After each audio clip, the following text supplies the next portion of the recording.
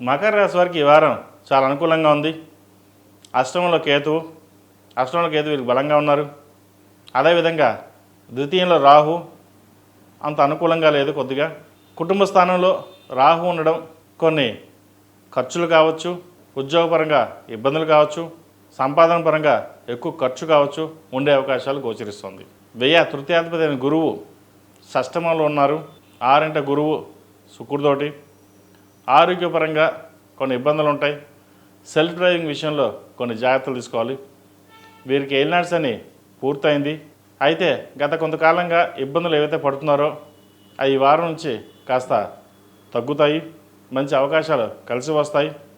ఉద్యోగరీత్యా, వ్యాపారరీత్యా. అదేవిధంగా సహోదరితో ఉన్న విభేదాలు ఏవైతే ఉన్నాయో అవి తొలగిపోతాయి.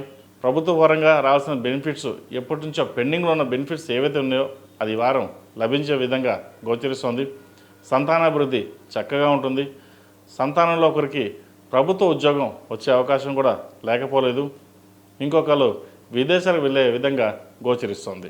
సో మకర రాశి వారికి ఎటువంటి భయాందోళన లేదు. చక్కగా ఈ వారం గోచరిస్తుంది. ప్రతిరోజు ప్రతినిత్యం హనుమాన్ చాలీసా పఠించండి, మంచి ఫలితాలు ఉంటాయి. విద్యార్థులు కూడా కాలం అనుకూలంగా ఉంది. రావాల్సిన స్కాలర్షిప్స్ ఏవైతే ఉన్నాయో వీరికి లభిస్తాయి.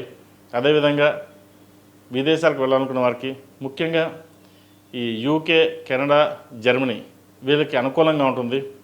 యుఎస్ వెళ్ళాలనుకునే వారికి కాస్త ఇబ్బందికరమైన వాతావరణం ఉంది. కెనడా కావచ్చు, యూకే కావచ్చు, ప్రయత్నాలు ప్రారంభించండి.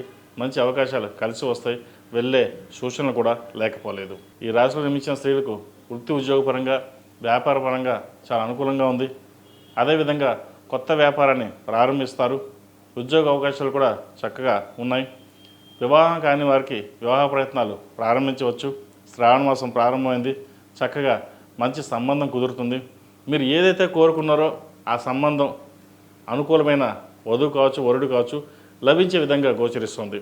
ఈ రాశివారు ప్రతిరోజు ప్రతినిత్యం మొగలుపు కుంకుమతోటి, ఆరావళి కుంకుమతోటి, కుబేర కుంకుమతోటి అమ్మవారిని పూజించండి. మంచి ఫలితాలు సంప్రాప్తిస్తాయి. అదేవిధంగా సుబ్రహ్మణ్య స్వామి ఆరాధన ఎక్కువగా చేయండి.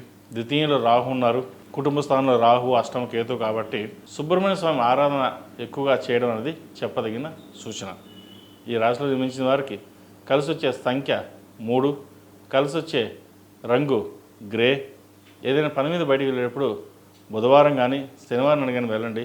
మంచి ఫలితాలు సంప్రాప్తిస్తాయి.